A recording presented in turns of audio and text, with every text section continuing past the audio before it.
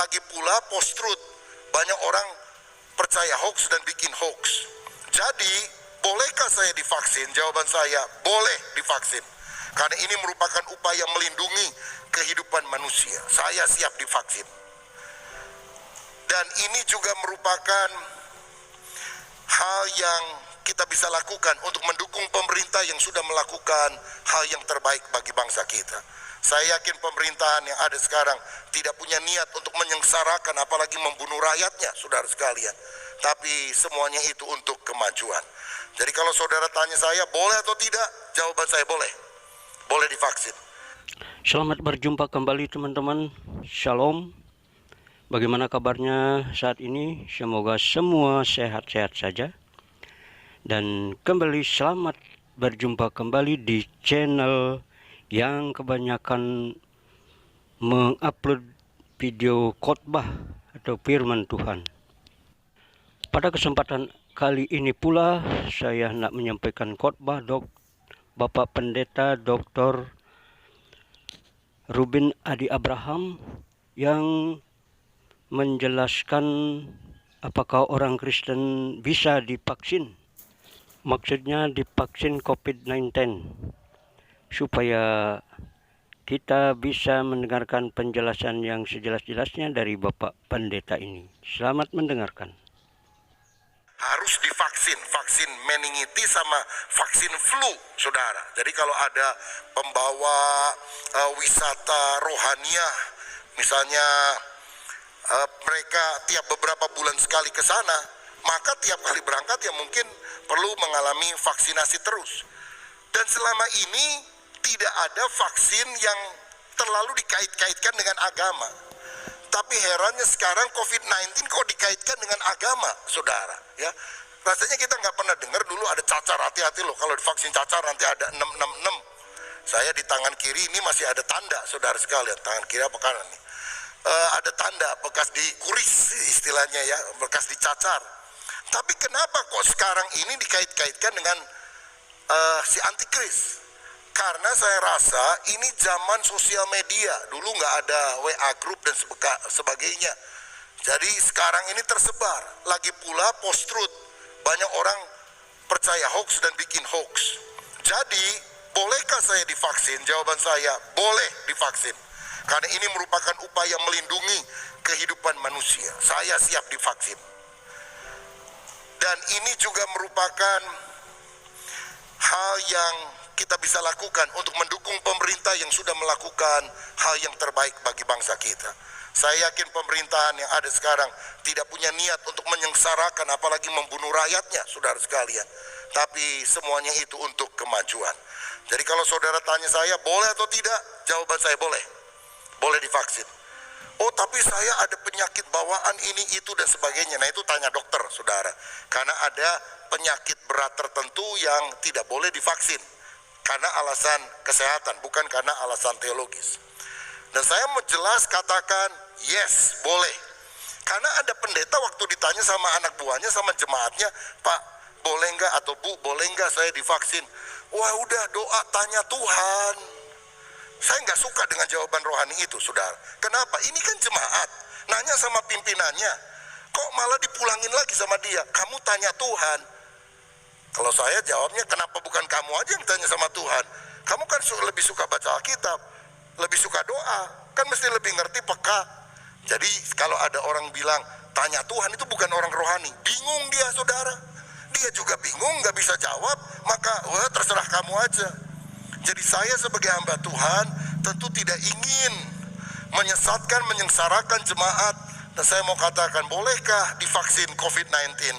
Jawaban saya, yes. Boleh, saya siap divaksin. Siapa yang siap divaksin?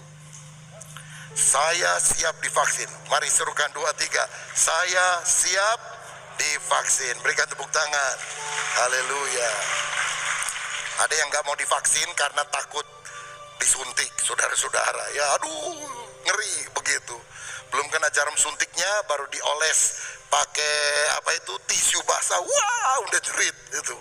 Ya itu lain lagi lah, itu perlu diterapi. Pertanyaan berikutnya, apakah vaksin COVID-19 ini dimasuki microchip 666 Saudara, kita bisa melihat sekarang ada aplikasi untuk melihat berita itu fakta atau hoax. Karena ada kabar hoax berkata vaksin COVID ini telah ditanami microchip yang diprogram untuk membantai 7 miliar manusia. Jelas ini keliru. Berdasarkan semua bukti yang ada, pernyataan ini tidak akurat. Nah, kemarin ini agak heboh karena ada video sebetulnya dipotong. Menteri Erick Thohir kan ngomong sudah di televisi dalam acara Mata Najwa. Dan banyak orang menanggapinya bahwa vaksin itu diberi barcode. Beberapa pendeta malah nanya sama saya, gimana Pak? Ini diberi barcode ya? Karena dijelaskan di dalam wawancara itu, setiap botol vaksin itu ada barcode di botolnya. Dan ada barcode di kemasannya, di dusnya. Supaya apa? Karena ini disebarkan ke seluruh Indonesia kan saudara. Supaya bisa terlacak. Jangan sampai ini disalahgunakan. Jadi bukan berarti dikasih barcode di dalam vaksinnya lalu kemudian kita bisa dipantau, diintai dan sebagainya. Jadi kalau boleh saya ibaratkan seperti HP. HP kita itu kan ada barcode, bahkan ada microchipnya. Sehingga saudara kalau ada dimanapun, kalau mengokekan soal location, maka orang akan tahu saudara ada di mana, lokasinya bisa dideteksi. Tapi kalau saudara buang itu HP-nya, ya udah, kita nggak tahu, orang nggak tahu di mana kita berada. Jadi yang diberi barcode itu bukan orangnya, saudara. Yang diberi barcode itu botolnya, kemasannya. Tapi kita kan suka menghubung-hubungkan, wah takut ini, takut itu.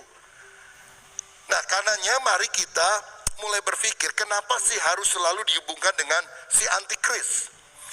Wahyu pasal 13 berkata memang antikris akan muncul dan dia akan memberi tanda kepada para pengikutnya. Akan, berarti belum.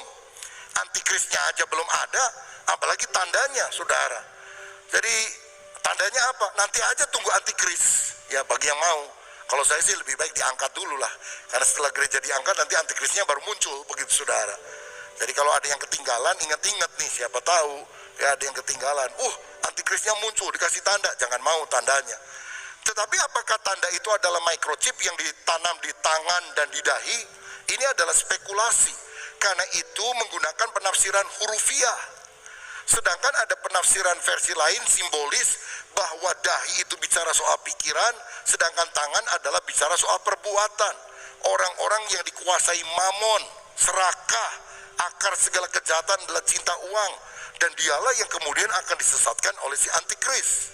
Karena dalam Wahyu 14 ayat yang pertama juga dikatakan para pengikut Kristus akan diberi materai pada dahinya. Nah apakah ini letter luck hurufiah nanti dicap 777, 888 atau 212? Kan nggak begitu saudara. Kalau ini kita pahami secara simbolis, pikiran orang percaya akan dikuasai oleh pikiran Kristus, mengapa kita harus berpikir bahwa tanda di tangan dan dahi itu adalah microchip? Lagi pula kalau ada orang percaya kepada penafsiran hurufiah, ya silahkan saja. Karena kita bilang tandanya itu ditaruh di tangan dan di dahi. Bukan dimasukin di dalam cairan vaksin lalu disuntikan ke dalam tubuh manusia. Kan nggak ada saudara. Ayatnya juga udah jelas penafsirannya sangat berbeda. Selanjutnya klik, ini yang terakhir. Wahyu 13 ayat 8 berkata demikian. Kita perlu tahu ayat ini supaya kita tidak takut dengan berita-berita bahwa vaksin ini dimasukin roh antikris. Dan semua orang yang diam di atas muka bumi akan menyembahnya, menyembah antikristus. Yaitu setiap orang yang namanya tidak tertulis sejak dunia dijadikan di dalam kitab kehidupan dari anak domba yang telah disembelih. Saudara, jadi orang yang nyembah antikris itu sudah diketahui dari awal oleh Tuhan. Yang namanya tidak pernah tertulis di dalam kitab kehidupan. Artinya apa? Dia tidak pernah lahir baru. Karena nggak pernah lahir baru, ya akhirnya akan jadi pengikut antikris, bahkan menjadi pengikut iblis, dan ujungnya adalah neraka. Jadi yang paling penting sekarang adalah, apakah saudara sudah lahir baru atau belum? Lahir baru gimana caranya? Bertobat sungguh-sungguh dari segala dosa dan percaya bahwa Yesus adalah Tuhan dan Raja. Maka kita akan disucikan, dilahir barukan, diselamatkan. Nama kita tercantum dalam kitab kehidupan. Dan jika demikian, kita tidak akan pernah menjadi pengikut dari si antikris tersebut. Nah, lalu ada orang tanya, bagaimana dengan one world government? Pemerintahan dunia baru yang semuanya akan dikuasai oleh satu tangan. Apakah itu akan terjadi? Jawaban saya, yes, itu akan terjadi. Saudara-saudara, dan siapa yang akan menjadi raja?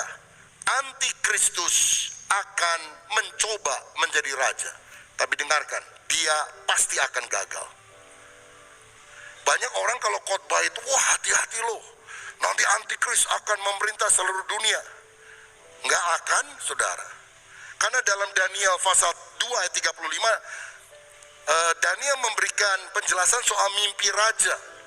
Dikatakan ada sebuah patung yang tinggi besar berbicara tentang kerajaan-kerajaan di dunia, yang kemudian menggelinding sebuah batu, bukan karena perbuatan manusia, dan menghancurkan patung itu tepat pada bagian kakinya. Dan ini melukiskan kerajaan antikris yang akan dihancurkan.